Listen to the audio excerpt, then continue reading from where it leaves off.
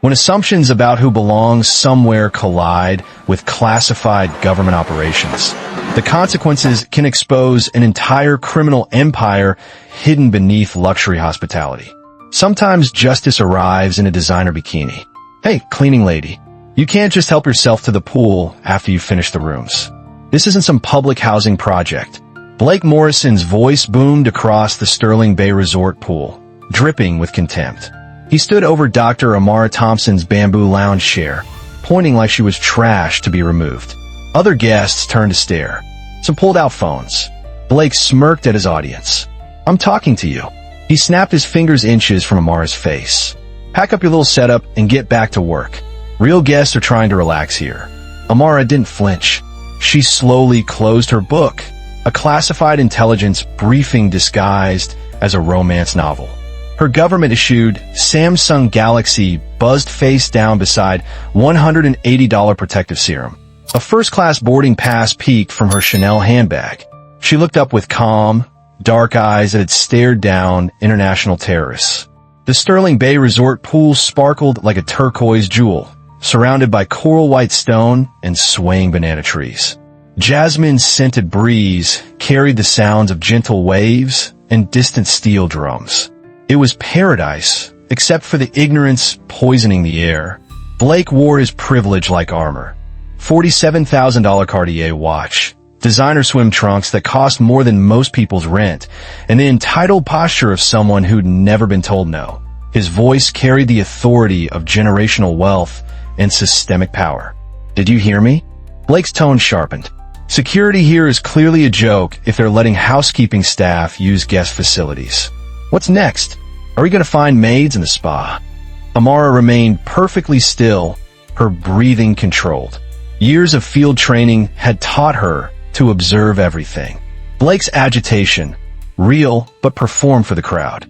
His expensive accessories, compensation for insecurity.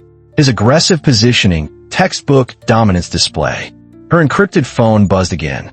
The preview showed, urgent. Asset extraction tomorrow 0600. She dismissed it without looking away from her book. A few other white guests drifted closer, drawn by the confrontation like moths to flame. Margaret Wheeler, a regular guest, whispered loudly enough for everyone to hear. I saw her earlier by the elevators. Definitely a housekeeping uniform underneath that cover-up. Her husband, Robert, nodded gravely. Probably saw the nice pool and thought she'd sneak in for a swim. You know how they are. Always trying to take advantage. The casual racism hung in the tropical air like humidity.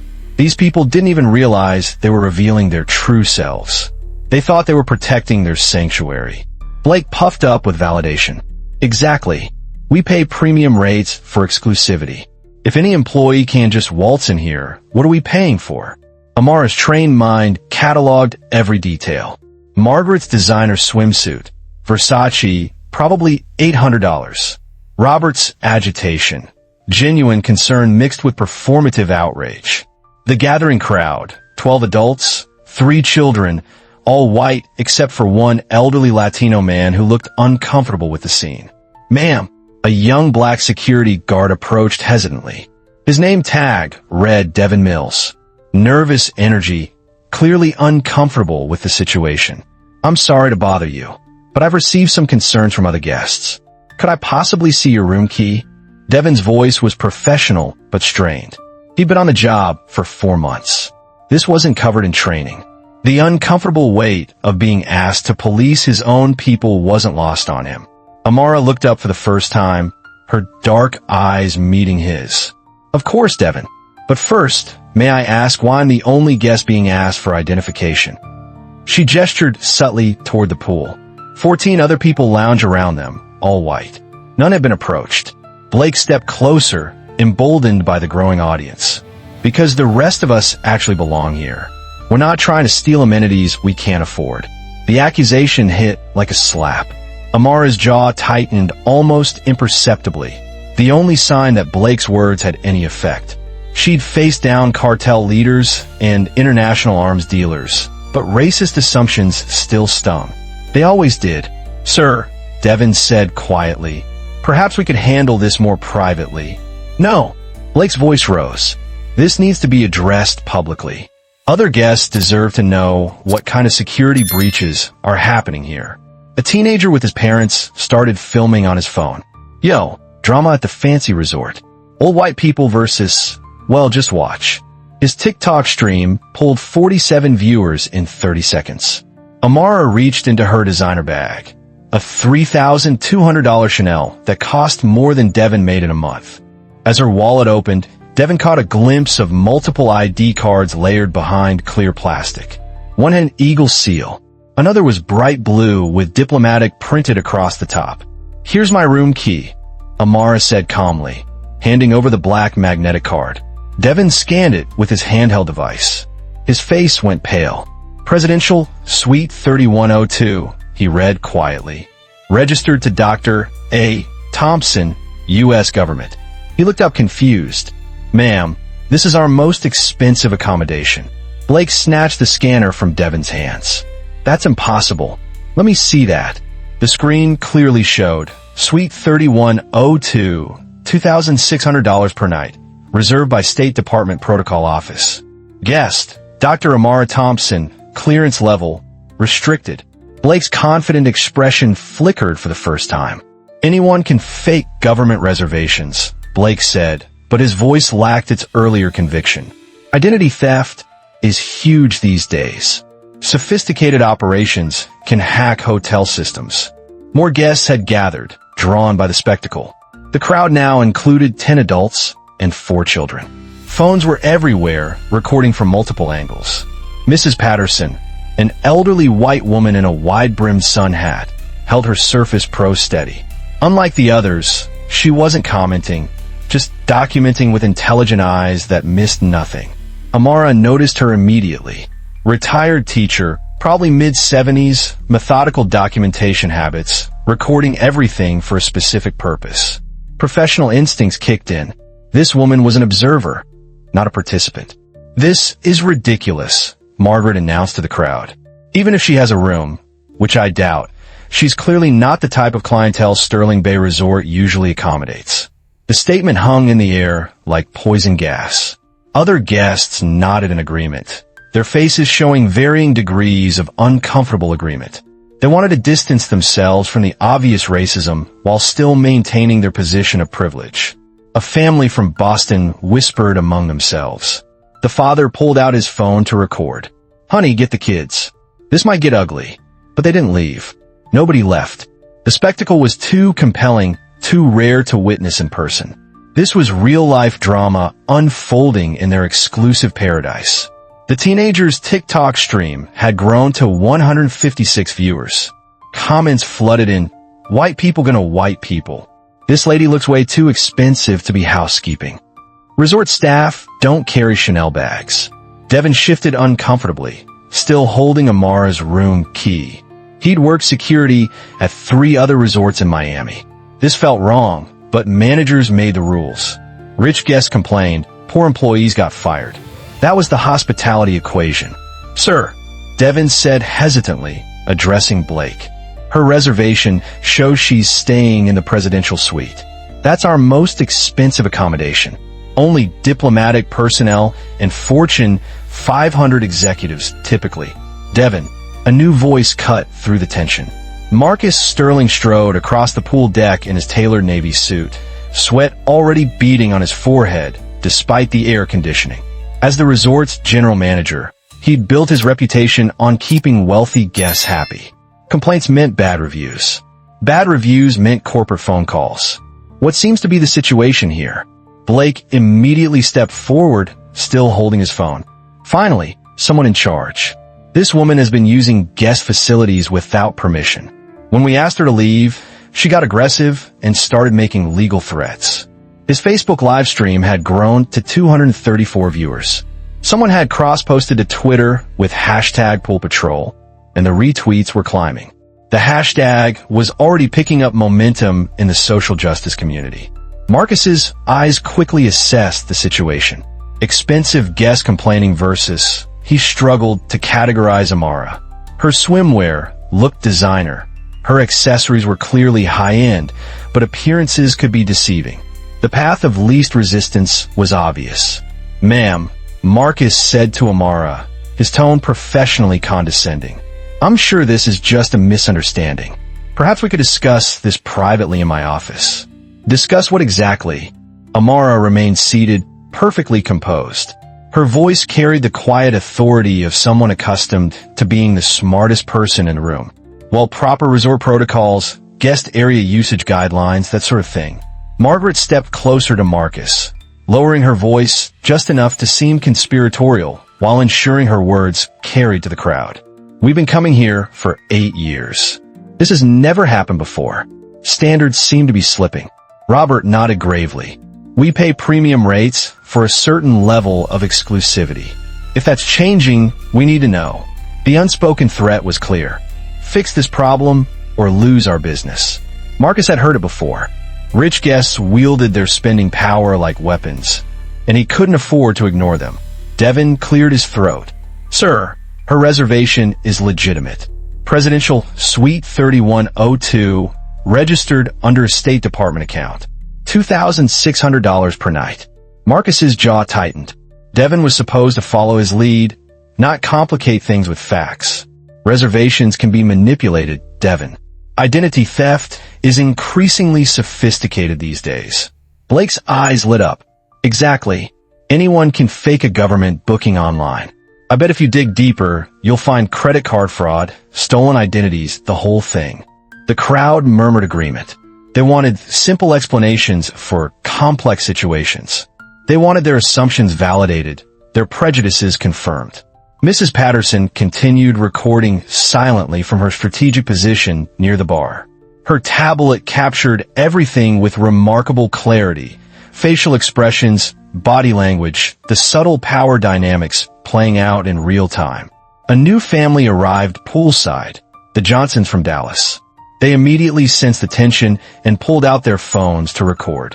Social media had trained everyone to document drama first, understand context later. "This is getting good," the teenage TikToker whispered to his phone. "Resort manager versus mystery woman. Place your bets in the comments." Amara's encrypted phone buzzed again. The screen lit up with another call from Dir Martinez, CIA. She glanced at it, then at the growing crowd of onlookers. The situation was escalating beyond her control, but walking away now would only confirm their suspicions. Marcus noticed the government contact displayed on her phone.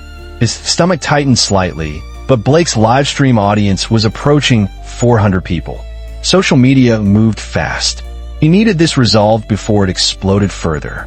"Ma'am, I'm going to have to ask you to come with me," Marcus said firmly. "We need to verify your situation." The gauntlet had been thrown down. "My situation?" Amara's eyebrow raised slightly. The question carried dangerous undertones. "Your right to be here, your employment status, whether these government contacts are legitimate," Marcus clarified, his voice growing more authoritative as he sensed Blake's approval. Blake stepped forward, emboldened by management support. "She also mentioned something about federal employees and legal codes," he announced to his live stream. "Like she's trying to intimidate us with fake government connections." The Facebook Live comments exploded in real time. "Classic scammer move. Government employees don't stay at places like this. She's probably got fake IDs too. Call the FBI if she's impersonating federal agents." Blake's viewer count hit 523.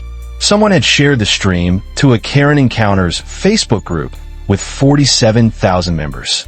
The algorithm was pushing his content to thousands of people hungry for viral drama. "You know what?" Blake said to the camera, his confidence fully restored. "I'm going to call the police. If she's impersonating a federal employee, that's a serious crime." The threat hung in the air like a challenge. Amara's training kicked in automatically. Never escalate unnecessarily, but never back down from a righteous position. The art was knowing the difference. Margaret pulled out her own phone and started recording. "This is Margaret Wheeler, longtime Sterling Bay Resort guest. We're witnessing what appears to be a serious security breach. A woman claiming government credentials is refusing to cooperate with resort management." Her husband Robert nodded into the camera. "We're not trying to be difficult. We just want clarity about who belongs here and who doesn't." The casual dehumanization in his words, "Who belongs?" struck Amara like a physical blow. These people genuinely believe they could determine her worth based on skin color and assumptions. The teenager's TikTok stream had reached 298 viewers. His commentary was more nuanced than the adults. "This is wild. They're treating this lady like a criminal for being at a pool. But look at her stuff. That's not Walmart gear." Comments from his younger audience showed a different perspective. "This is straight up racist. Why aren't they asking anyone else for ID? That bag costs more than my car." Devin watched the social media circus with growing discomfort. He'd seen this before. Assumptions leading to escalation. Escalation leading to humiliation. Usually for people who looked like him and the woman being targeted. "Sir," Devin said quietly to Marcus, "maybe we should handle this more discreetly. The situation is getting out of hand." Marcus shot him a warning look. Devin was supposed to support management decisions, not question them. "Devin, please let me handle this. We have protocols for a reason." Blake was now playing directly to his online audience. This is exactly what's wrong with society today. People think they can go anywhere, do anything, claim whatever credentials they want. Well, not on my watch. The comments section had become a battleground. "Stand your ground, Blake. This is why I don't vacation with certain people. Someone check if she's even legal." But other voices were emerging.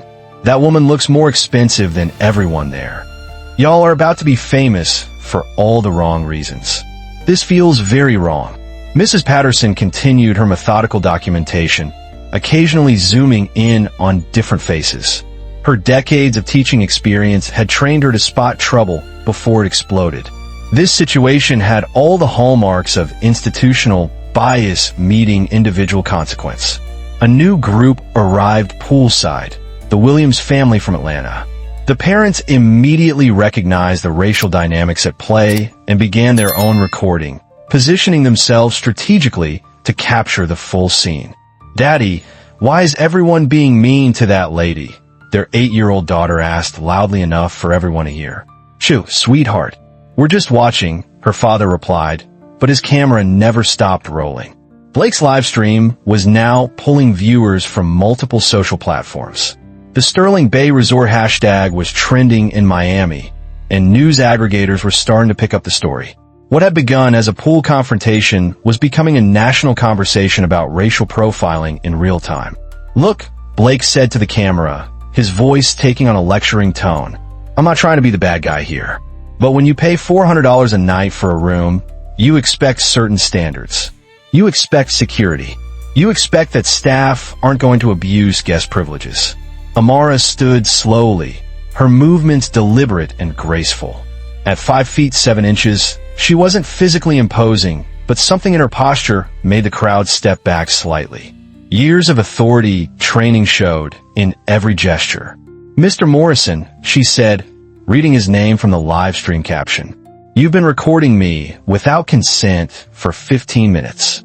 You've made several assumptions about my employment, my finances, and my right to be here." Her voice remained calm, but each word was precisely chosen, delivered with the clinical accuracy of someone accustomed to high-stakes negotiations. Before we continue, I should mention that harassment of federal employees is covered under Title 18, Section 111 of the U.S. Code. Recording federal agents without consent during official business can constitute obstruction of justice. The legal terminology hit the crowd like cold water. This wasn't the panicked response of someone caught in a lie. This was the measured warning of someone who knew exactly what laws were being broken. Blake lowered his phone slightly, but kept recording. "Federal employees?" "Devin," Amara continued, turning to the security guard. "Could you please call your manager's supervisor? I believe this situation requires someone with more authority." The request was polite, but carried unmistakable weight. Devin looked between Amara, Marcus, and Blake, caught in the middle of forces he didn't fully understand. Blake's live stream chat was moving too fast to follow. The story was spreading across Twitter, TikTok, and Facebook simultaneously. Hashtag Sterling Bay Drama was building momentum, and the resort's reputation was about to be decided by social media algorithms. Marcus checked his watch nervously. The longer this dragged on, the worse it looked for the resort. But he'd committed to his side now. Backing down would make him look weak, potentially costing him Blake's business and the approval of other wealthy guests. "Officers," he said into his radio, "we may need police assistance at the pool area." The escalation was complete. What had started as racial profiling was about to become a legal matter. Amara's vacation was officially over, but Blake Morrison had no idea what he'd just unleashed. Marcus Sterling's radio crackled to life. "Management, this is dispatch. Miami-Dade police are en route. ETA, 7 minutes. The announcement sent a ripple through the crowd. What had been entertainment was becoming serious. Children were pulled closer to their parents.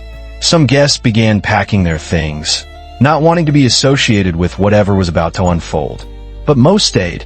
The spectacle was too compelling to abandon. Finally, Blake said to his camera, which now had 847 viewers, "Real law enforcement. Let's see how legitimate her story is when actual police examine these so-called government credentials." Margaret nodded approvingly. "We have zero tolerance for fraud at Sterling Bay Resort. That's why we keep coming back. Integrity matters." Marcus felt the weight of corporate expectations crushing down on him. Sterling Bay Resort was part of a chain owned by Meridian Hospitality Group. Bad publicity meant phone calls from New York. Phone calls from New York meant explanations he didn't want to give. His decision calculus was simple. One potentially problematic guest versus a dozen confirmed wealthy patrons. The math was obvious. "Dr. Thompson," Marcus said, using her name for the first time, but loading it with skepticism. "I'm sure you understand our position. These guests have valid concerns about resort security protocols." Amara remained seated in her bamboo lounge chair, a picture of controlled composure. Her government phone had been buzzing constantly. 6 missed calls in 10 minutes from increasingly urgent contacts. "Mr. Sterling," she replied, "I understand your guest's concerns perfectly.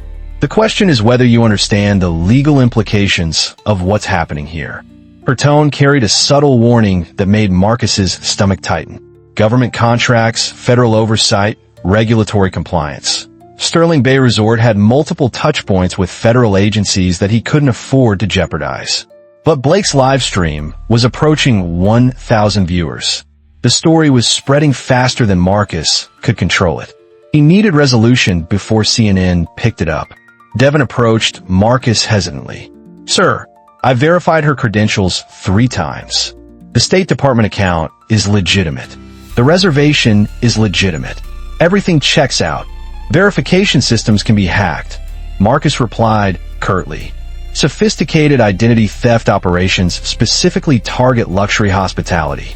Blake jumped on the explanation. "Exactly. These scammers research their targets. They know exactly what buttons to push, what credentials to fake." His audience ate it up. "Smart thinking, Blake. Always follow the money. Government reservations are probably easier to fake than regular ones." Mrs. Patterson shifted position to get a better angle on Marcus's face. Her teaching experience had taught her to recognize authority figures making poor decisions under pressure. This man was about to make a career-ending mistake. Robert Wheeler stepped closer to the confrontation. "Marcus, we've been clients here for 8 years. Our business relationship is worth over $50,000 annually. I think our concerns deserve consideration." The financial threat was subtle but clear. Marcus did quick mental math. The Wheelers, the Morrisons, and their referral network represented significant revenue. One unverified guest, regardless of her story, wasn't worth that risk. "I appreciate everyone's patience," Marcus announced to the crowd. "We take security very seriously at Sterling Bay Resort. We'll wait for police to verify all credentials properly." Amara's phone buzzed again. The caller ID showed Deputy Chun, Operations. She declined the call, but not before several people noticed the government contact. Blake leaned in with his camera. More fake government calls. This is getting pathetic. But Devin had sharp eyes. He'd grown up in Miami, where drug money, money laundering, and government investigations were part of the landscape. Those weren't fake contacts. They were real federal numbers with real area codes. "Ma'am," Devin said quietly, "those calls look pretty urgent." Amara looked at him with something approaching respect. Unlike the others, Devin was actually observing rather than assuming. "They are urgent," she replied simply. "I missed my 2:30 check-in. In my line of work, missed check-ins trigger protocols." Marcus felt his first real stab of uncertainty. What line of work would that be? The kind that requires security clearances, Mr. Sterling. The kind that involves protecting American interests abroad. The kind that vacation time has to be approved 6 months in advance through multiple government agencies. The specificity of her answers was unsettling. Scammers usually kept things vague, relied on intimidation rather than detail. But Amara was providing specific, verifiable information. Blake sensed momentum shifting against him. Time to escalate for his audience. "If you're really a government agent," he challenged, "prove it. Show us some real credentials, not just a hotel reservation and some fake phone calls." The crowd murmured agreement. They wanted a dramatic revelation, one way or another.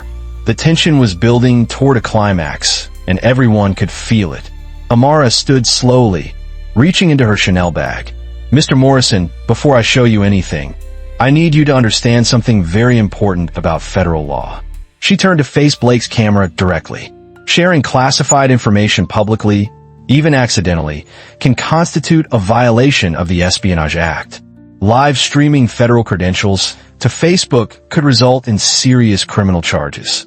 Blake's confident expression flickered. The legal terminology was specific, delivered with the authority of someone who understood exactly what laws applied to the situation. "That includes everyone recording right now," Amara continued, looking around the crowd. "If what I'm about to show you is classified, and you share it on social media, you could face federal prosecution." The warning hit the crowd like a physical blow. Phones lowered slightly.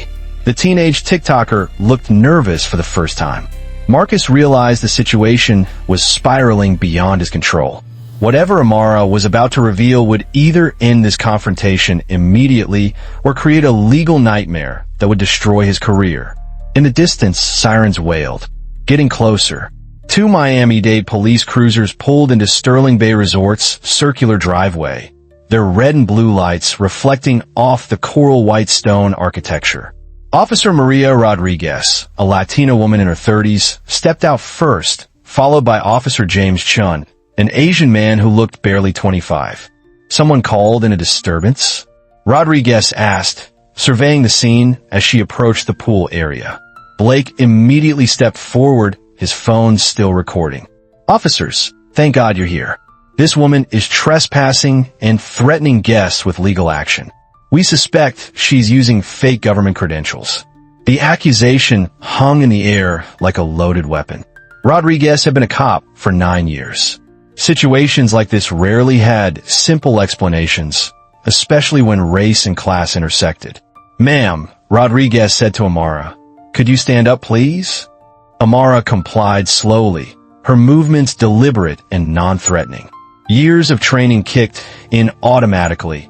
Hands visible, posture open, eye contact respectful, but not submissive. She'd been through this protocol before, though usually from the other side.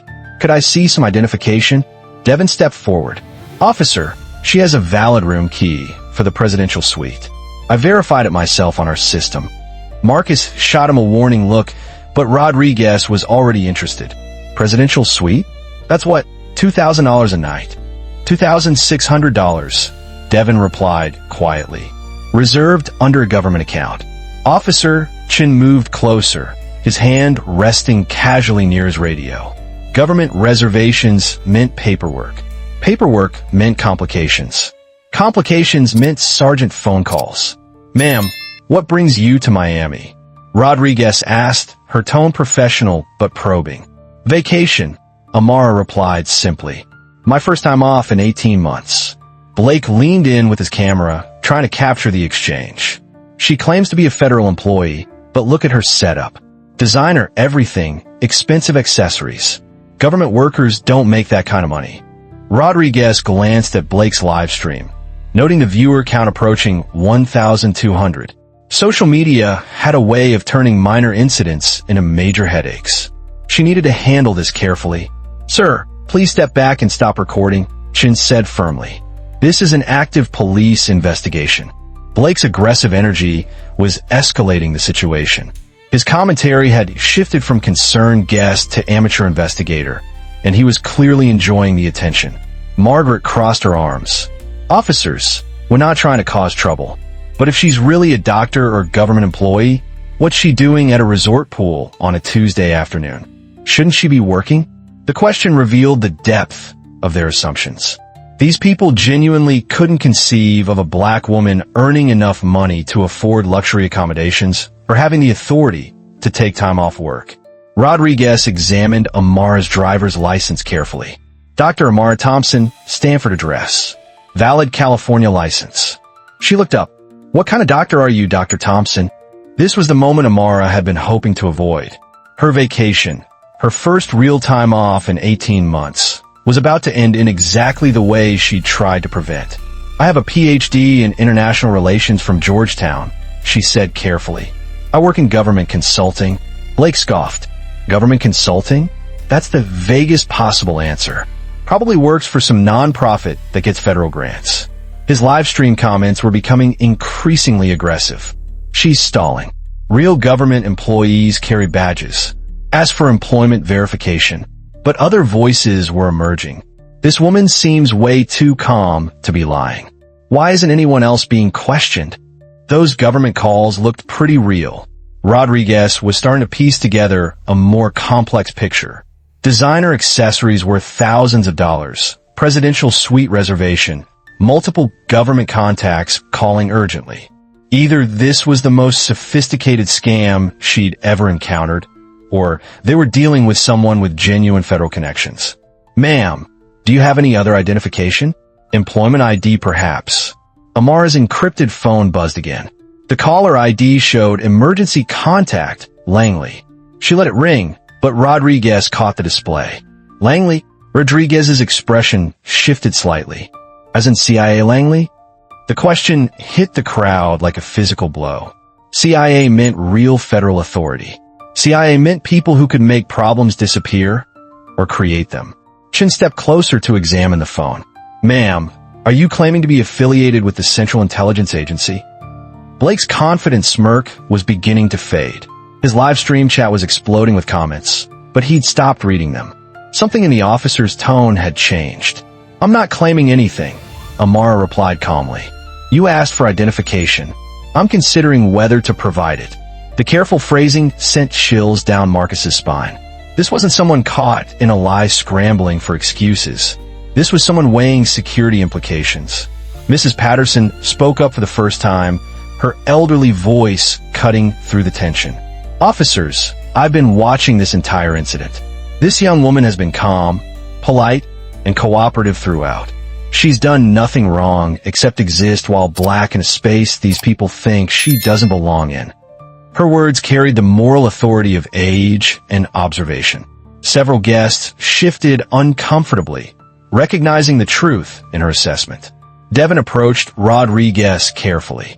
"Officer, I need to tell you something. I've worked resort security for 2 years. I've seen scammers, identity thieves, all kinds of fraud. This doesn't feel like fraud. What does it feel like? Like someone with real authority trying to enjoy a vacation while dealing with people who can't see past their own prejudices." Rodriguez looked around the crowd. Expensive guests, luxury resort, obvious racial dynamics. She'd seen this before. Rich people calling police on black people for existing in spaces they considered exclusively theirs.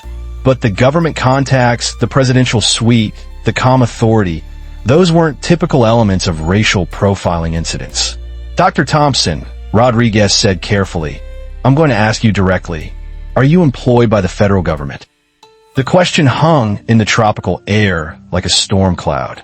Blake's live stream had reached 1,847 viewers. The story was spreading across social media platforms faster than anyone could control. Amara looked around the circle of faces, then directly at Blake's camera. "Yes, Officer Rodriguez. I am."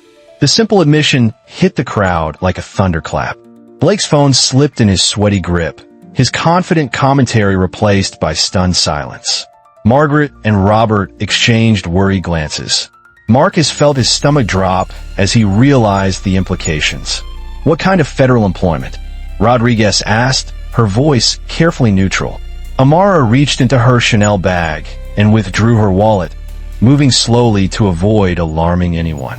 As she opened it, multiple ID cards became visible through clear plastic sleeves, layered like a deck of classified secrets.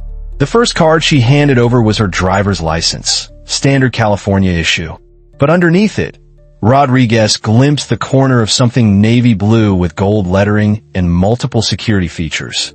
Dr. Amara Thompson, Rodriguez read aloud from the license. Age 30, Stanford address. She looked up. What type of government work do you do, Dr. Thompson? Blake found his voice again, though it cracked slightly. She's stalling. If she was really a federal employee, she'd have proper identification. This is all a show. His live stream chat was moving too fast to follow. OMG, is she really CIA? This is getting crazy. Blake, you might be in trouble. She's way too calm for this to be fake. But Amara wasn't looking at Blake anymore. Her attention was focused on Rodriguez, calculating exactly how much to reveal without compromising operational security. Officer Rodriguez, I'm going to show you my federal identification. But first, I need everyone to understand that what you're about to see contains classified information. Sharing it publicly could constitute a federal crime under the Espionage Act. She looked directly at Blake's camera. That includes live streaming it to Facebook. The legal warning was delivered with clinical precision. Blake's viewer count had reached 2,341, and the comment section was exploding with speculation and commentary.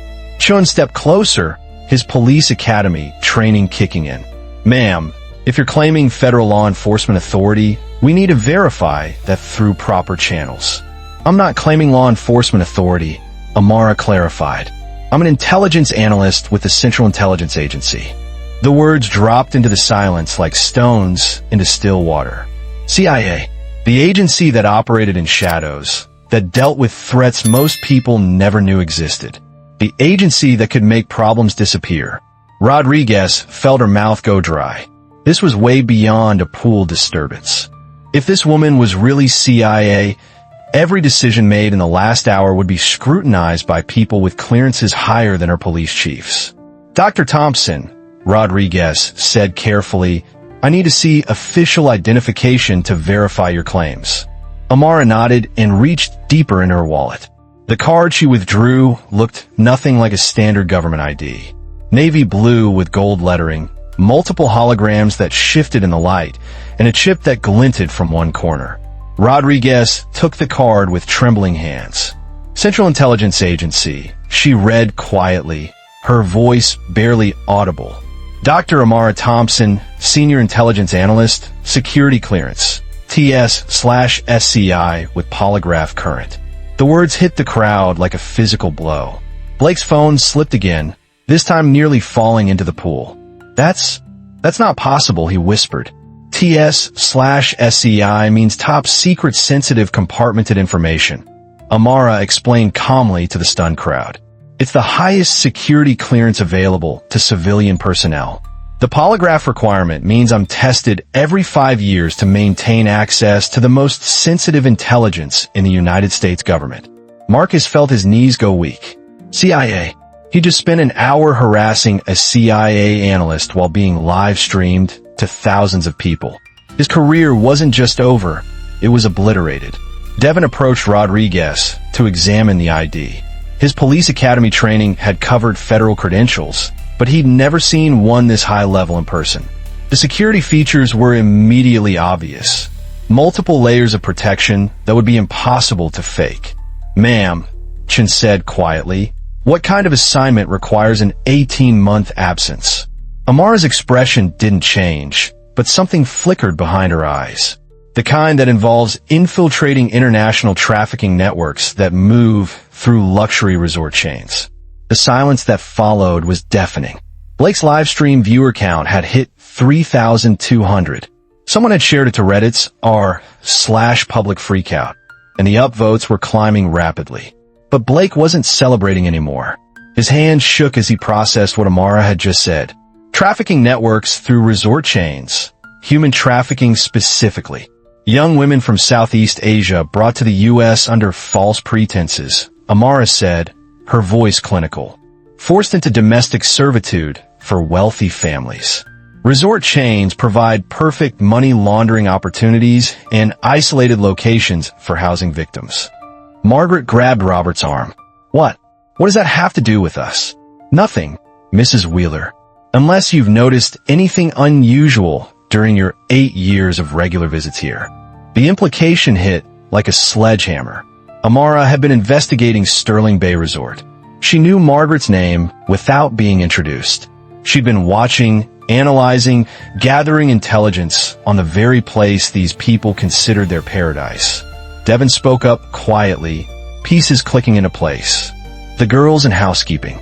The ones who don't speak English, who never seem to leave the property. Amara's eyes met his. You've been paying attention.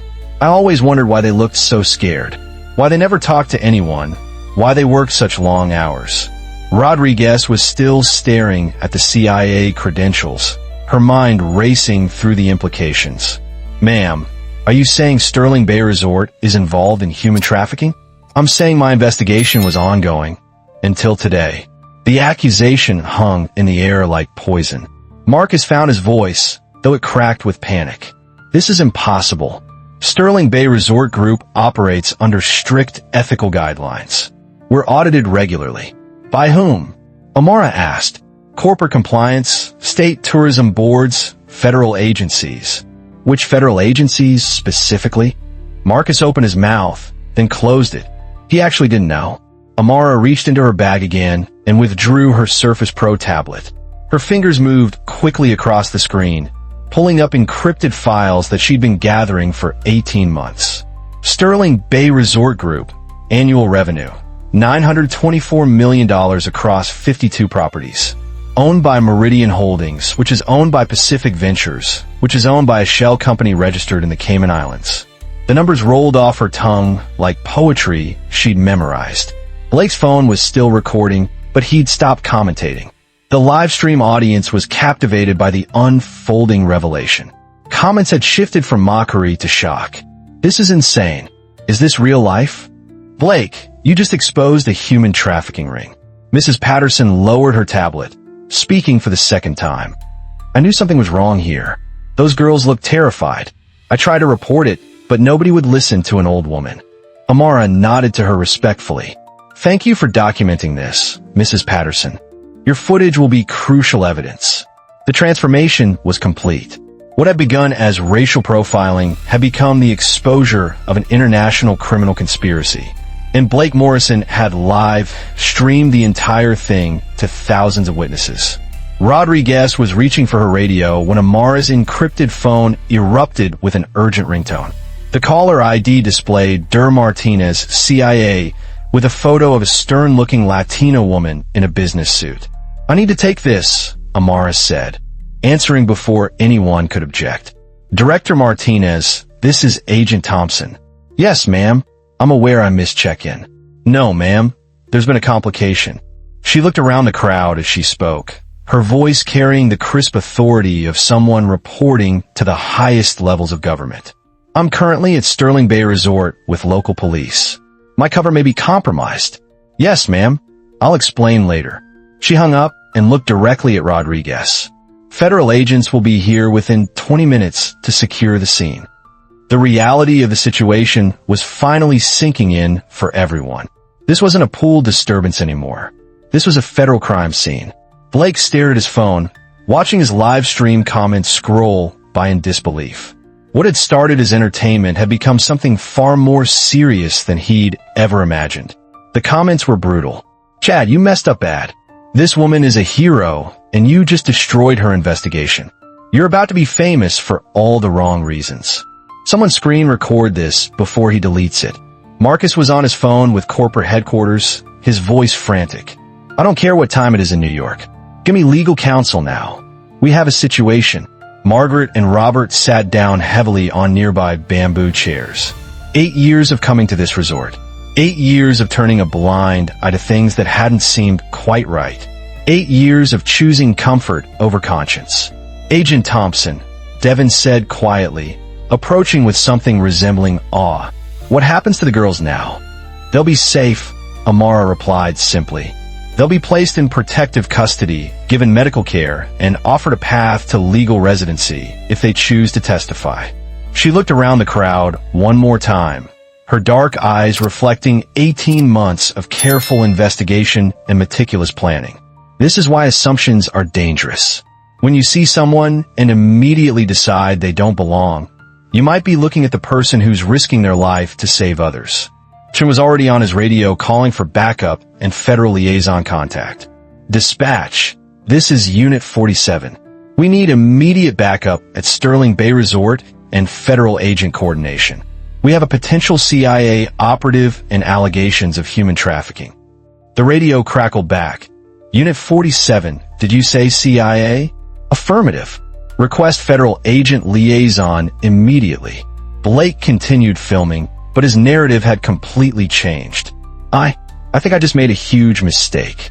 This woman is actually CIA, and I may have just interfered with a human trafficking investigation. His live stream had 4,200 viewers now.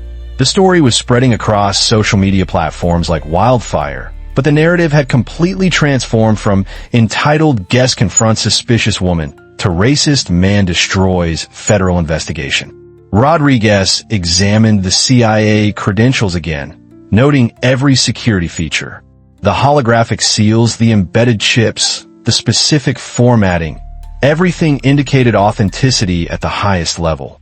Dr. Thompson, she said carefully, can you provide more details about this investigation? Amara opened her tablet and displayed a complex organizational chart.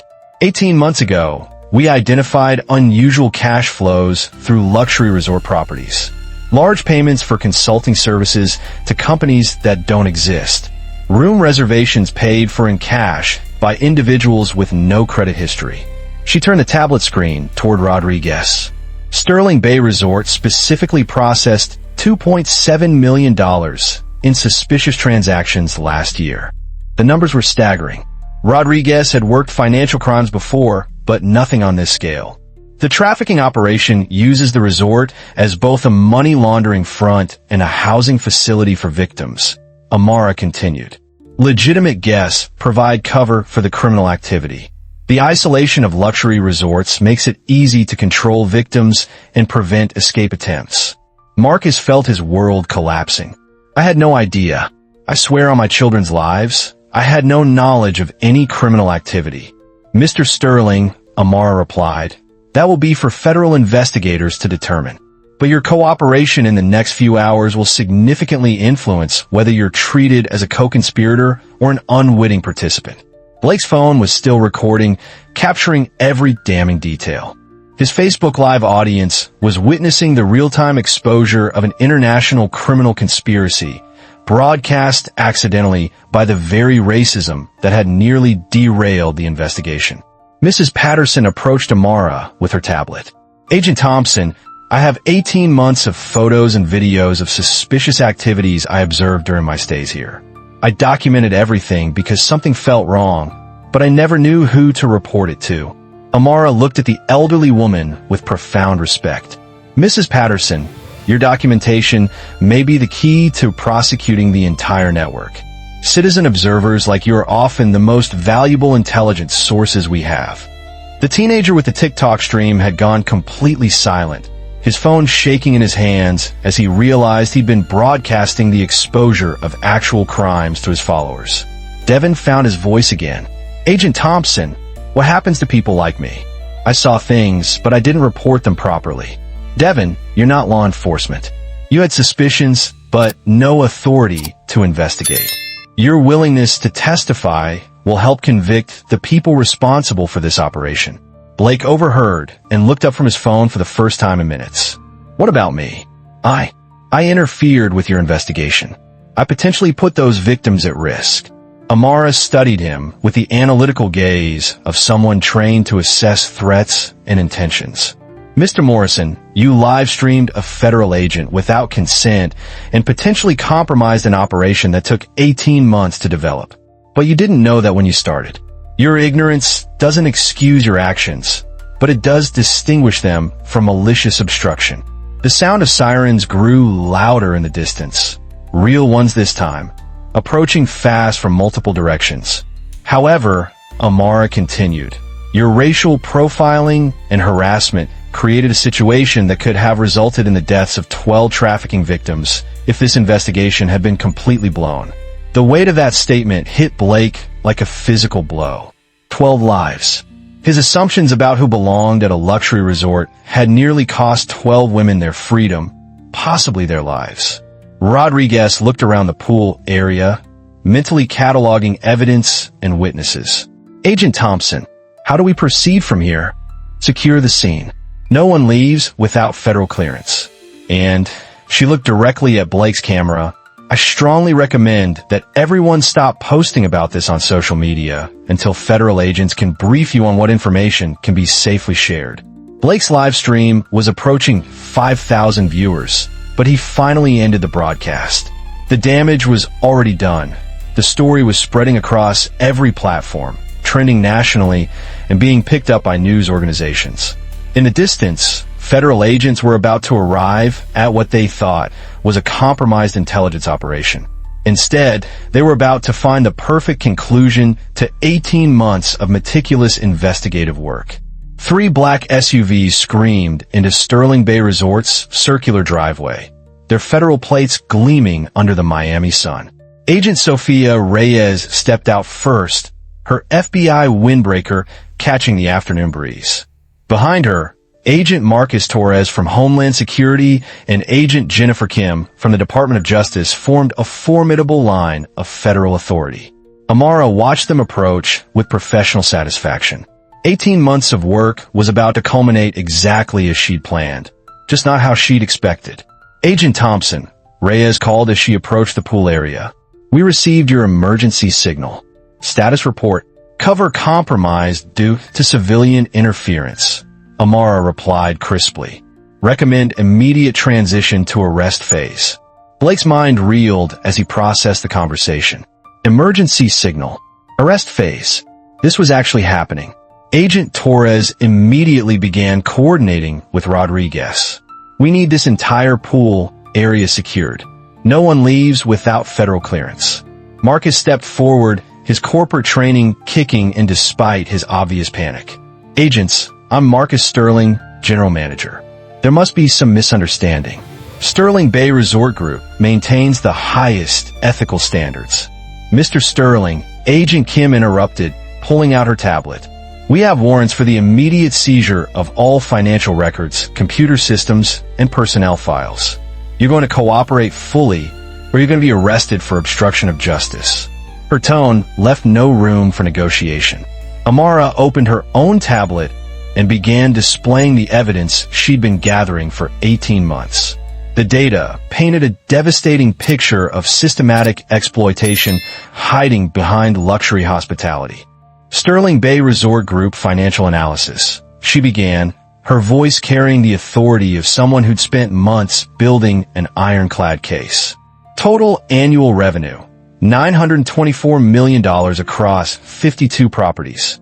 She turned the screen toward the gathered crowd, showing charts and transaction records that told a story of organized crime.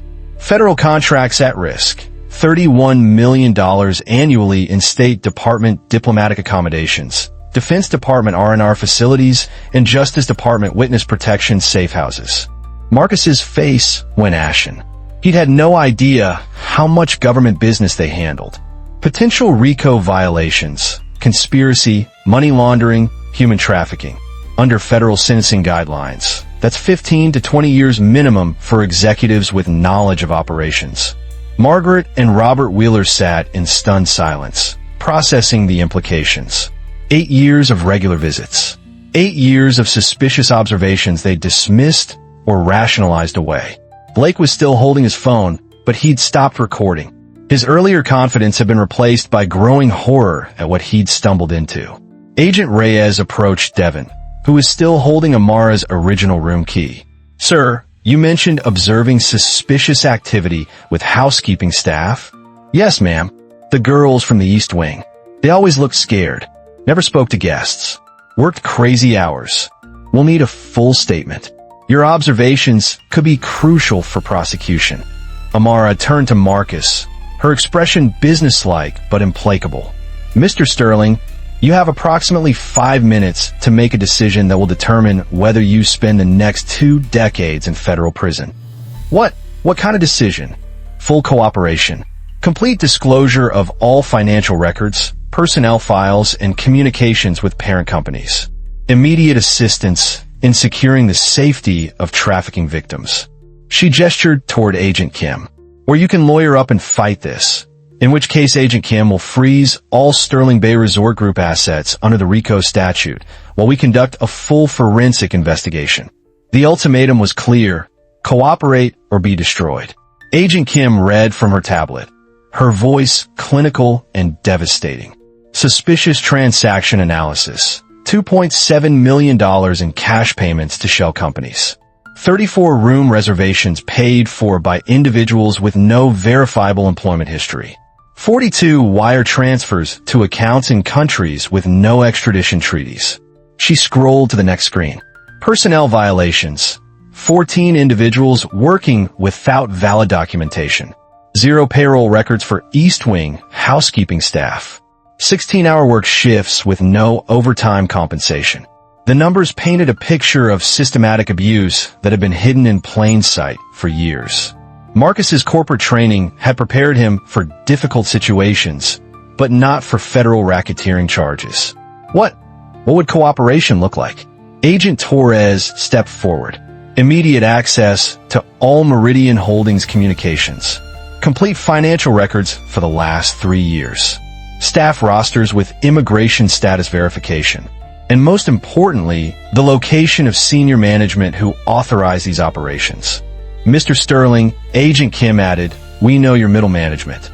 We're after the decision makers who created this system. Help us get them, and your cooperation will be noted in your sentencing. Mrs. Patterson approached Agent Reyes with her tablet. Agent, I've been recording this entire incident.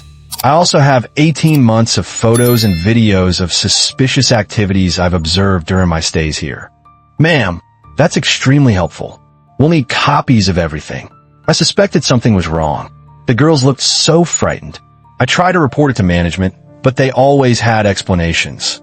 Amara looked at the elderly woman with newfound respect.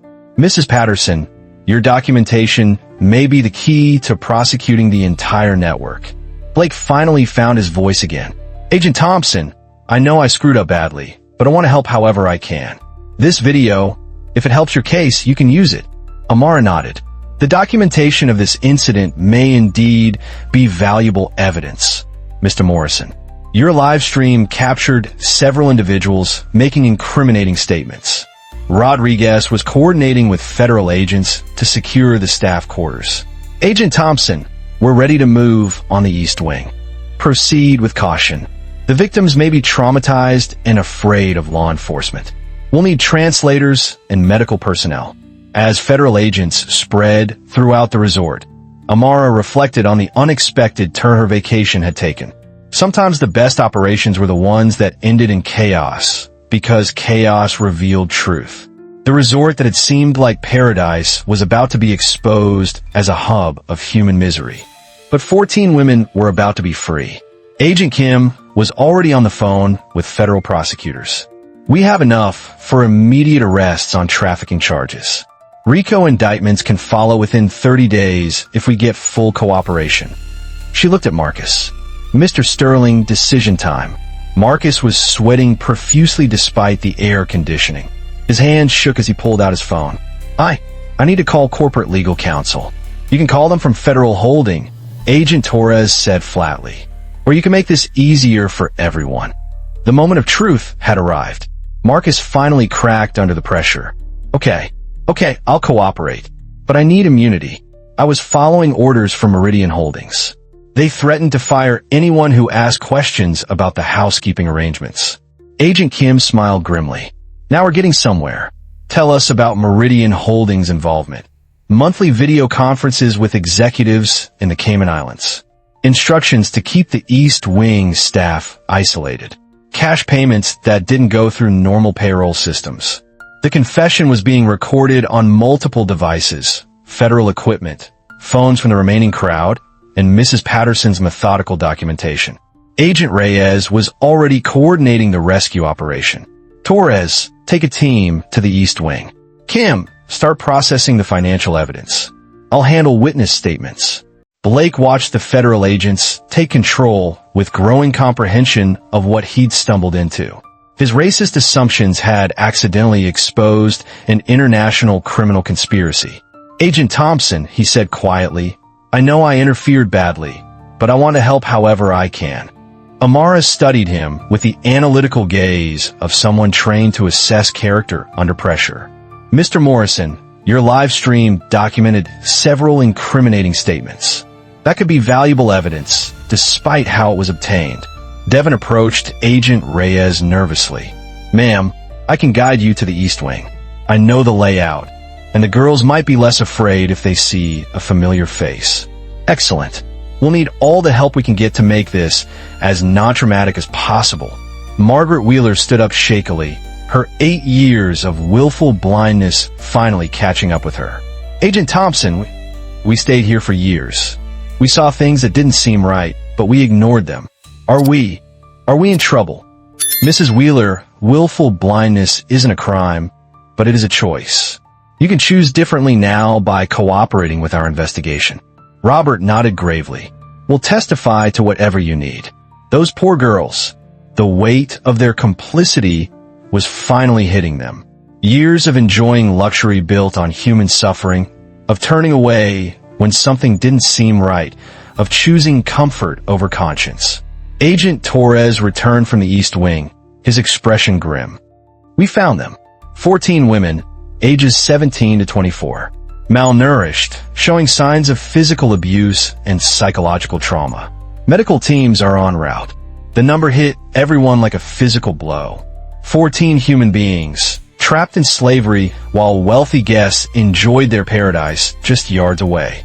Mrs. Patterson wiped tears from her eyes. 14 children, and we all just looked the other way. Ma'am, Agent Reyes said gently, we didn't look the other way. You documented everything. Your evidence will help ensure this never happens again. Blake's phone had been buzzing constantly with calls from news organizations, but he ignored them all. His live stream had made him temporarily famous, but for all the wrong reasons. Agent Thompson, he said, what happens now? To all of us, I mean. That depends on your choices moving forward. This investigation will result in dozens of arrests across multiple countries. Your cooperation, all of your cooperation, will determine whether you're treated as witnesses or co-conspirators. Marcus was frantically making phone calls, trying to reach corporate leadership before they learned about the federal raids from news reports. His career was over, but he might be able to avoid prison if he provided valuable intelligence.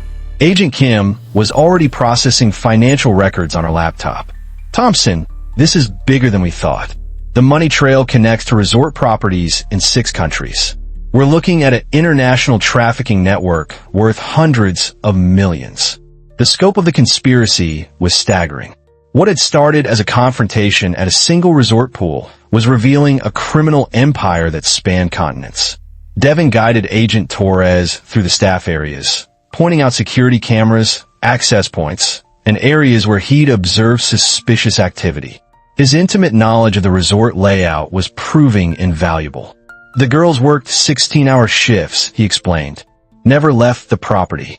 Management said they were on special work visas, but something never felt right about it. Rodriguez was coordinating with federal agents to establish a perimeter around the entire resort. No one would leave until they'd been interviewed and cleared by federal investigators. The pool area had transformed from a luxury amenity into a federal crime scene. Yellow tape cordoned off sections while agents photographed evidence and interviewed witnesses. Blake watched federal agents efficiently dismantle what he'd thought was a simple resort disturbance. I can't believe this is real. I came here to relax, and I accidentally exposed human trafficking. Mr. Morrison, Amara said, you didn't expose anything. Your racism nearly destroyed 18 months of careful investigation. The trafficking was exposed despite your interference, not because of it. The distinction was important. Blake needed to understand that his actions had been harmful, not heroic. Agent Reyes received an update through her earpiece. Medical teams are on scene. The victims are being transported to specialized facilities for treatment and counseling. The rescue phase was proceeding smoothly, but the investigation was just beginning. Financial records would need to be analyzed, international partners contacted, arrest warrants prepared for dozens of suspects. Mrs. Patterson continued documenting everything with her tablet, her teacher's instincts recognizing a historic moment. This story needs to be told correctly. People need to understand how this happened and how to prevent it. Amara nodded. Citizen documentation like yours is crucial for accountability. Thank you for being brave enough to record the truth. As federal agents secured the scene and began processing evidence, the magnitude of what had been uncovered became clear. A routine vacation had become the climax of a major international investigation. But most importantly, 14 women were free. 14 lives have been saved by the very investigation that racial profiling had nearly destroyed. The irony wasn't lost on anyone present. Prejudice had almost prevented justice, but truth had ultimately prevailed. Within hours, Marcus Sterling's cooperation had opened floodgates of evidence that federal agents had been building toward for 18 months. In a conference room that had once hosted luxury wedding planning sessions, he sat across from Agent Kim, confessing to crimes he claimed he'd never fully understood. The Cayman Islands executives were very specific. Marcus said, his voice hollow, "Never ask questions about the East Wing staff. Never allow them to interact with guests. Never process their payments through normal payroll systems." Agent Kim's recorder captured every word. Who specifically gave these instructions? Victoria Ashford, Senior Vice President of Operations. Thomas Chun, Financial Director. They said the workers were on special governmental work programs that required isolation for security reasons. The names went into a growing database of suspects who would soon face federal arrest warrants. Agent Kim had been building this case for 2 years, and Marcus's cooperation was providing the final pieces needed for prosecutions. Blake Morrison sat in another interview room, staring at his phone in disbelief. His Facebook live stream had been viewed 847,000 times across all platforms. News organizations were calling constantly, wanting interviews about the pool racism incident that exposed international trafficking. "Mr. Morrison," Agent Reyes said, sitting across from him, "your live stream captured several incriminating statements from resort management. Are you willing to testify about what you witnessed?" Blake nodded miserably. "I'll do whatever helps those girls. I can't believe I almost..." He couldn't finish the sentence. His racial profiling had nearly destroyed an investigation that saved 14 lives. "Your cooperation is noted," Agent Reyes replied. "But you need to understand the serious consequences of your actions. Racial profiling isn't just morally wrong. In this case, it nearly prevented the rescue of trafficking victims." The lesson was one Blake would carry for the rest of his life. In the resort's business center, Margaret and Robert Wheeler were providing statements about their 8 years of observations. Agent Torres listened carefully as they described subtle signs they dismissed or rationalized away. "The girls always looked exhausted," Margaret said, tears streaming down her face. "They never made eye contact. They worked from dawn to midnight, 7 days a week. We told ourselves it was work ethic, cultural differences." "What changed your perspective?" Agent Torres asked, seeing Agent Thompson's calm authority when everyone was attacking her. "Realizing that our assumptions about who belongs in spaces like this were preventing us from seeing actual suffering." Robert nodded heavily. "We were so concerned about protecting our comfort that we ignored obvious signs of abuse. We're ashamed, but we want to help however we can." Their testimony would be crucial for establishing the pattern of willful blindness that had allowed the trafficking operation to continue for years. Devin Mills was proving to be the most valuable witness. His 4 months of employment had given him detailed knowledge of the resort's operations, and his conscience had been troubled from the beginning. "I reported my concerns to Mr. Sterling twice," Devin told Agent Kim. He said the workers were on special visas that required restricted movement. "When I suggested contacting immigration services to verify, he told me it would jeopardize their legal status." "Did you believe him?" "I wanted to, but something never felt right. These women looked terrified, not grateful for employment opportunities. Devin's willingness to speak truth to power, despite his vulnerable position as a young black employee, exemplified the moral courage that had been lacking in so many others. Mrs. Patterson's documentation was proving invaluable. Her 18 months of careful observation had captured evidence that federal agents could use to establish patterns of criminal activity. "I photographed the same girls working impossibly long hours," she explained to Agent Reyes. "They never appeared in guest areas, except when working. They never seemed to receive time off or personal communications. Her teacher's eye for detail had missed nothing. License plates of vehicles that delivered supplies to the East Wing. Faces of men who visited the resort frequently, but never appear to be guests. Financial transactions that seemed inconsistent with normal hospitality operations. Why didn't you report this earlier?" Agent Reyes asked. "I tried. I called local police twice, but they said they needed more than suspicions. I contacted resort management, but they explained everything away. I finally started documenting everything, hoping someone with authority would eventually listen." Her persistence had provided crucial evidence that would help convict the entire network. The medical teams had completed initial assessments of the 14 rescued women. Dr. Sarah Martinez, the trauma specialist, briefed Agent Thompson on their conditions. Severe malnutrition, untreated injuries, signs of prolonged psychological abuse. But they're alive, and with proper care, they can recover fully. What about their immigration status? We're working with federal immigration attorneys to provide them with T visas for trafficking victims. They'll have legal residency while they recover and participate in prosecutions. The women would be safe, but their road to recovery would be long. Years of trauma couldn't be undone overnight.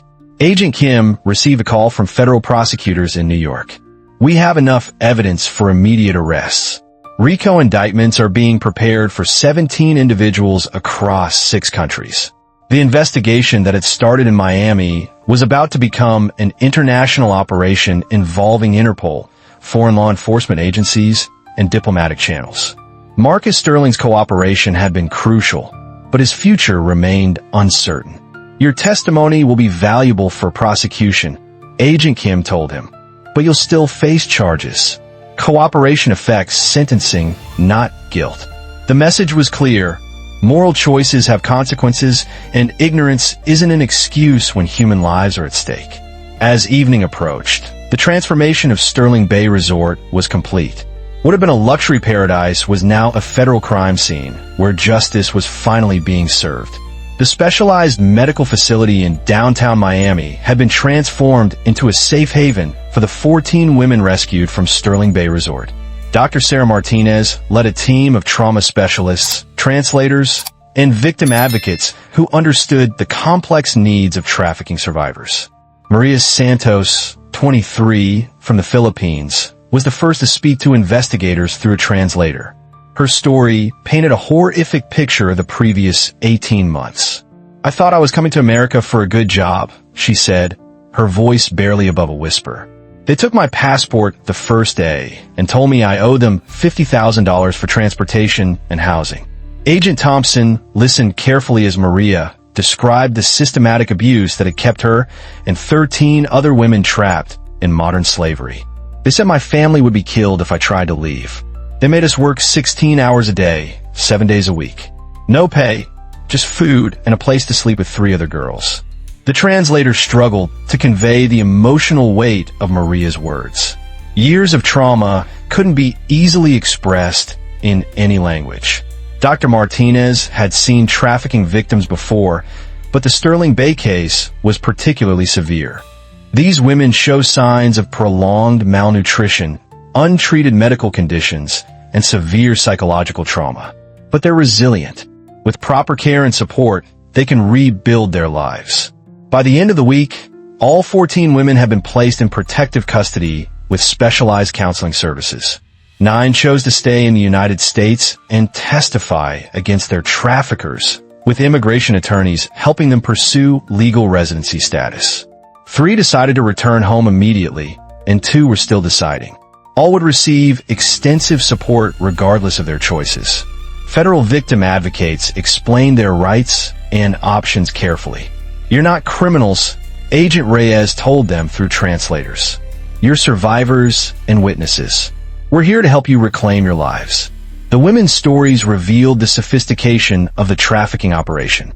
They'd been recruited in their home countries with promises of legitimate employment in American hospitality. Instead, they found themselves trapped in forced labor that generated millions in profits for their exploiters. "The resort was perfect for hiding us," Maria explained. "Wealthy guests didn't want to see workers. They complained if we were visible, so management kept us separated from everyone." The very classism and racism that had nearly destroyed Agent Thompson's investigation had been used by criminals to hide their victims in plain sight. Devin Mills visited the facility to apologize personally to the women he'd failed to help earlier. Through a translator, he spoke to Maria and the others. "I knew something was wrong. I should have done more to help you. I'm sorry it took so long for someone to listen." Maria surprised everyone by offering forgiveness. "You tried to help when others looked away. That matters." The healing process would be long, but the women were finally safe. Specialized trauma counselors worked with each survivor individually, helping them process their experiences and plan for their futures. Dr. Martinez coordinated with federal immigration attorneys to ensure each woman understood her legal options. T visas for trafficking victims provide legal residency and a path to citizenship. You'll have time to heal and decide what's best for your future. Some of the women expressed interest in education programs. Others wanted job training in hospitality or other industries. A few talked about eventually helping other trafficking victims. The psychological recovery was perhaps the most important aspect of their rehabilitation. Dr. Jennifer Park, a trauma specialist, worked with each woman to address the complex effects of prolonged captivity and abuse. These women survived by maintaining hope, Dr. Park explained. "Our job is to help them rebuild their sense of agency and self-worth." Agent Thompson visited the facility regularly, checking on the women's progress and gathering additional evidence for prosecution. Her 18-month investigation had saved these lives, but she felt personal responsibility for their recovery. "You risked everything to save us," Maria told her during one visit. "We will never forget." The impact extended beyond the immediate victims. Federal investigators had identified the Sterling Bay operation as part of a larger network that trafficked hundreds of women across multiple countries. Agent Kim coordinated with international partners to rescue additional victims and arrest network leaders. These 14 women are just the beginning. Their testimony will help us dismantle the entire organization. The women's courage in agreeing to testify despite their trauma was remarkable. They understood that their voices could prevent other women from suffering the same fate. "They destroyed our passports, but they couldn't destroy our memories," Maria said. "We remember faces, names, locations. We will help you stop them." 6 months later, several of the survivors had begun new lives in various American cities. Maria enrolled in community college to study business administration. 2 others found legitimate employment in hospitality, determined to help improve working conditions for immigrant workers. Their transformation from victims to survivors to advocates demonstrated the resilience of the human spirit. What had been a story of exploitation became a story of liberation and empowerment. The Sterling Bay Resort remained closed pending federal investigation, but the lives saved there had moved forward. 14 women were building new futures, free from the fear and control that had defined their existence for 18 terrible months.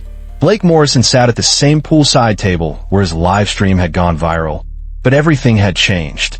New management, new policies, new staff who spoke freely and smiled genuinely. He wasn't a guest anymore. He was there for his monthly community service, teaching bias awareness workshops to hospitality workers. 6 months ago, I made assumptions about a woman based solely on her race, he told the group of new employees, his voice carrying genuine remorse. Those assumptions nearly destroyed a federal investigation and endangered the lives of trafficking victims. The viral video had cost him his job, his marriage, and most of his friends.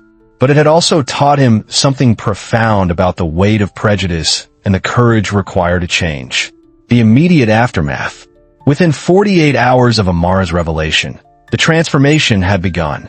Federal agents had rescued 14 women from conditions that violated every principle of human dignity. Medical examinations revealed malnutrition, untreated injuries, and signs of prolonged psychological trauma. But the impact extended far beyond Sterling Bay Resort. The investigation had exposed an international trafficking network that operated through luxury hospitality chains across 6 countries. Coordinated raids led to 57 arrests and the rescue of 89 additional victims. Corporate consequences.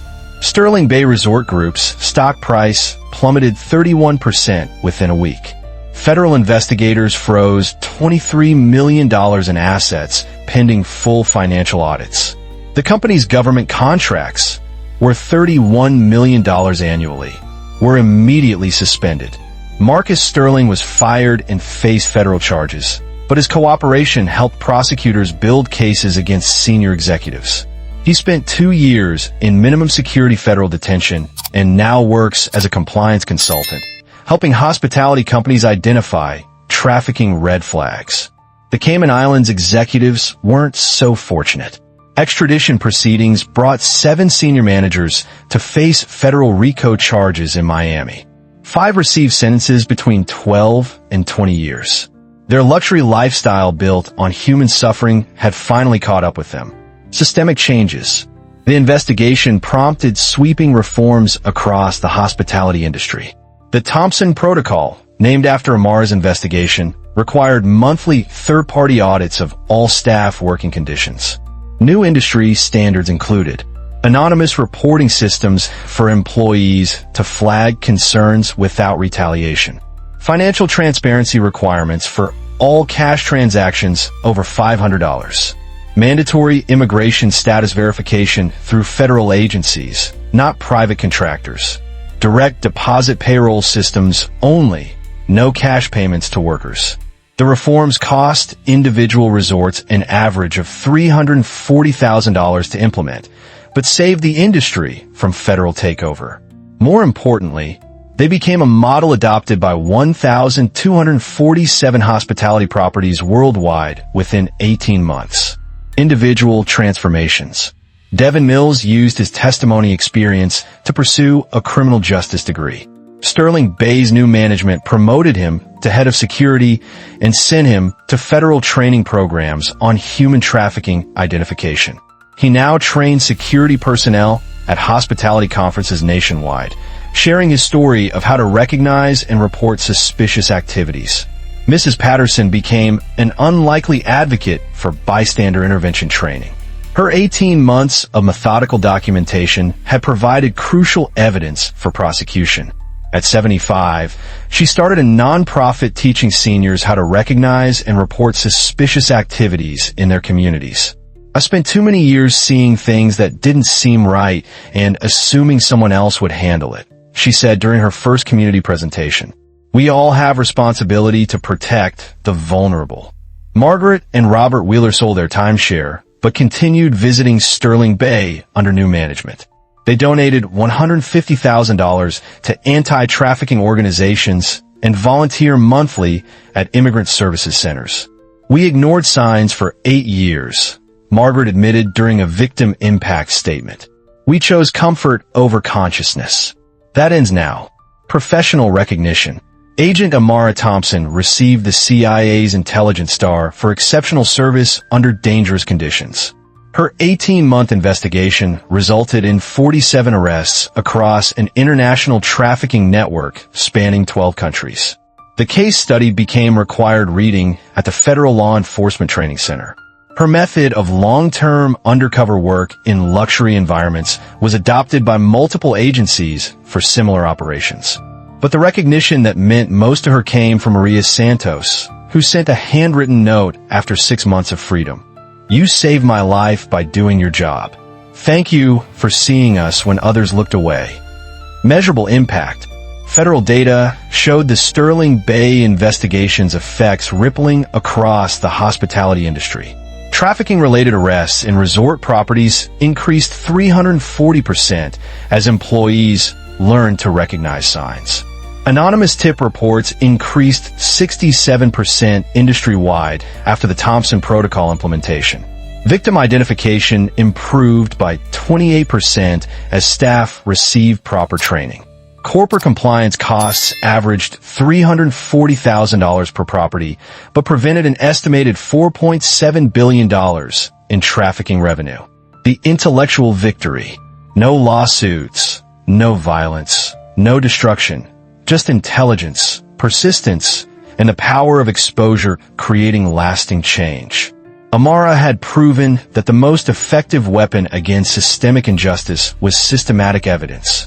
The pool that had been a site of assumptions and humiliation became a symbol of transformation.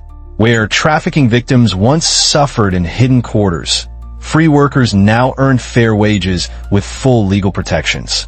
Where racial profiling had nearly destroyed an investigation, comprehensive bias training now prevented discrimination. 1 year later, the return. Dr. Amara Thompson walked across the same pool deck where her vacation had been interrupted 12 months earlier. This time, she was here for a different reason.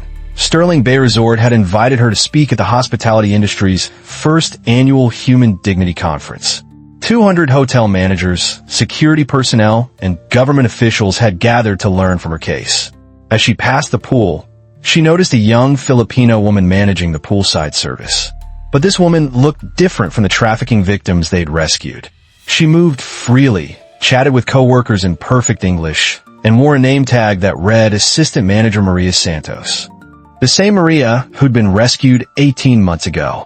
The ripple effect continues. Amara's story had traveled far beyond one resort pool. Blake's viral video and Mrs. Patterson's documentation had been viewed 23.4 million times across all platforms. It sparked conversations in corporate boardrooms, university classrooms, and family dinner tables. The hashtag Pool Justice movement generated 4.7 million social media posts about unconscious bias and bystander responsibility. But more importantly, it led to concrete action.